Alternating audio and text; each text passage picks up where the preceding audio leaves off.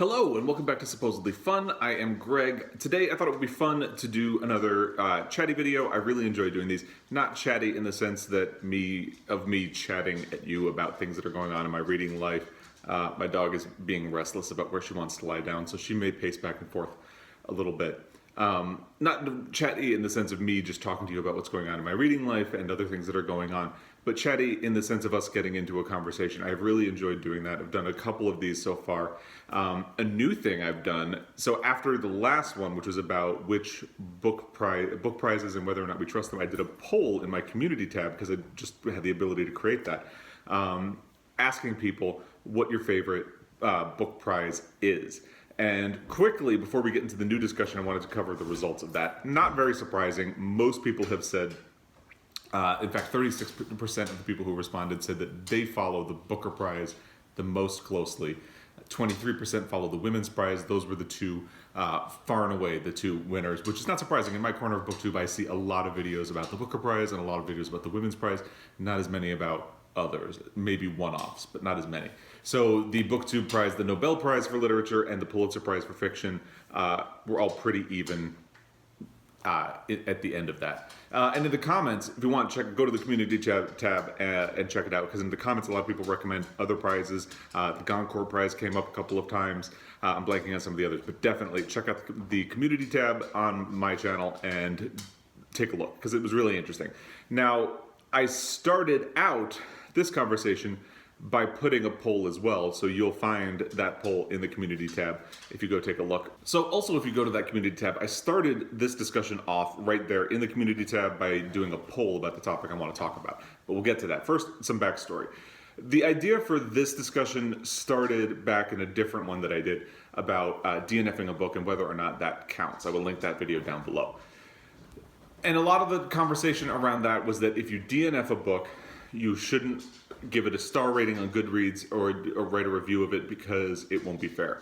And something that occurred to me was that a lot of people were saying the star rating won't be accurate on like Goodreads or Amazon, whatever site you do these rankings. So interestingly for me, I don't trust those star ratings in the first place. I never really look at them. I look at them.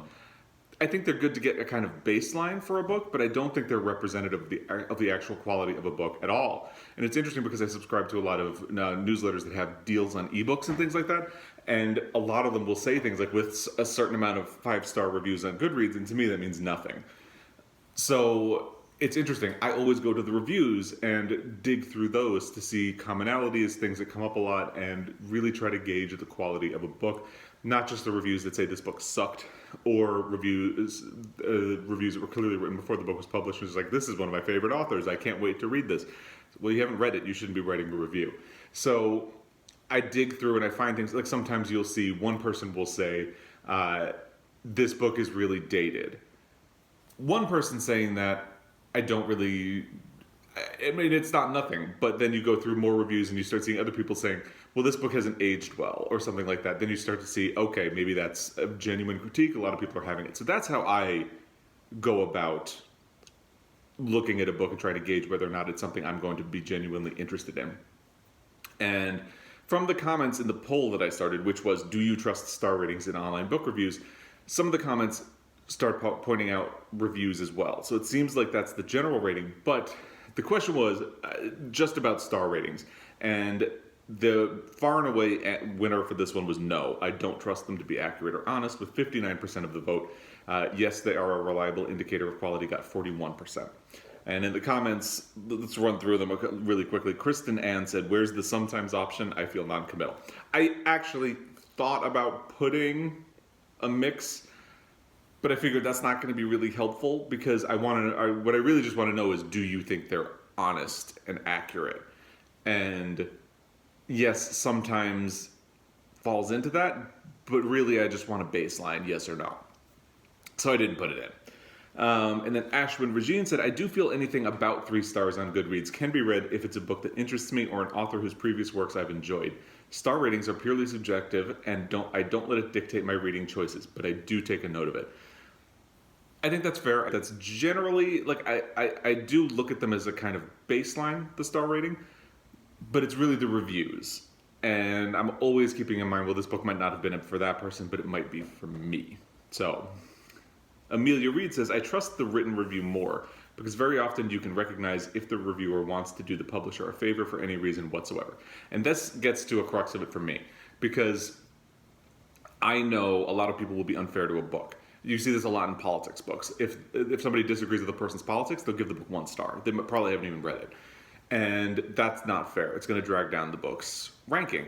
But also sometimes, like I mentioned the review, like, oh, this is my favorite author, I can't wait to read this. It's like, well, you haven't read this, so you shouldn't be giving it 5 stars and writing a review of it. Because your favorite author can disappoint you. And that's okay when that happens, by the way. But if a book hasn't come out and you haven't read it, you can't give it 5 stars. You just don't know. It might have problems.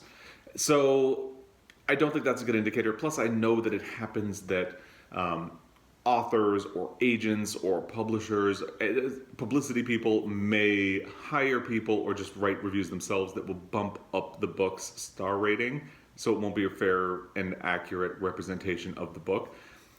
And that is actually the primary reason that I don't trust the star rating on its own. Because I know there was a whole thing a couple of years ago about sock puppet reviews and people just paying people to review a book. And I know a lot of the time, if you are given something for in exchange for a review, people tend to at least be more positive toward a book than they might have been otherwise.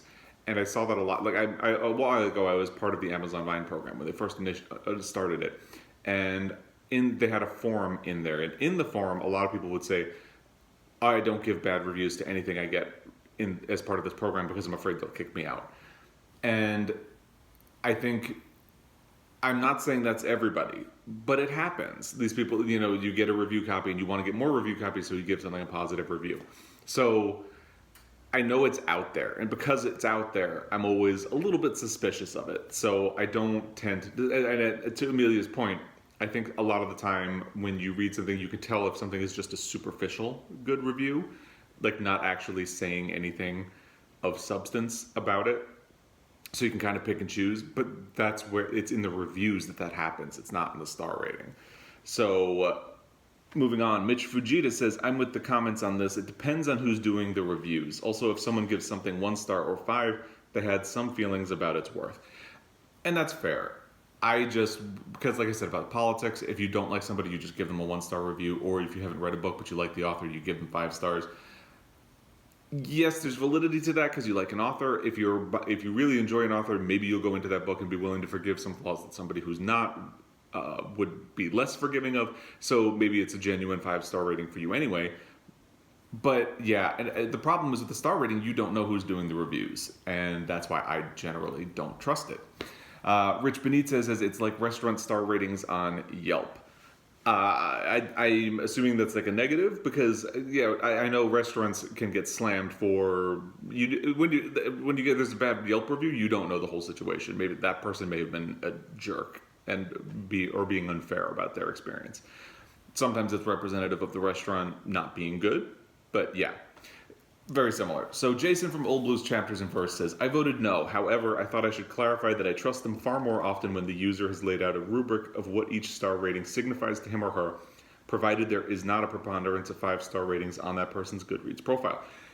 And that is, again, how I kind of think about it. It's like, with the star rating, it's a baseline, but you have to see what the person has laid out. And you can tell the superficial reviews because they don't actually say anything really positive or negative. They just say, oh, I love this book, and that's it. If I'm reading a review, I want to know that you read it and maybe give some specific points of things that you thought were good about it.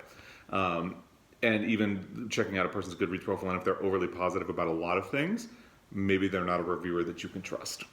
Willsong81 said, I think for the most part, they are a personal viewpoint of the reviewer that I may or may not agree with. My sister and I differ greatly on books we like and or love, so I do read them and pay attention. I will still read a book that may be rated low if it sounds interesting to me.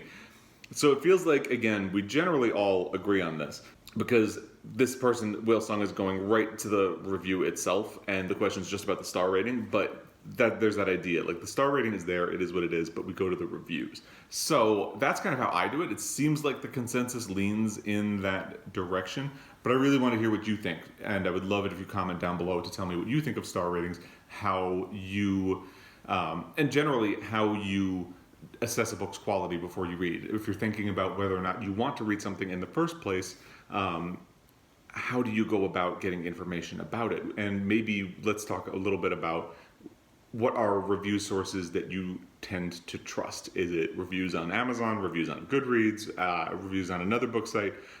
Is it booktubers or bookstagrammers? What have you? I would be very interested in knowing if there is any one outlet that you trust more than another, as well as just generally if you trust the star rating system on its own. So drop a comment. Again, I really love doing these videos because there are so many different viewpoints, and there are some people that kind of challenge what I think about these things. So I really love getting your opinion. It's always great. So if you have an opinion, drop it down below and let's talk about it. And I look forward to your comments and seeing what everybody says. I will be back again. Thank you for your time. And until next time, happy reading.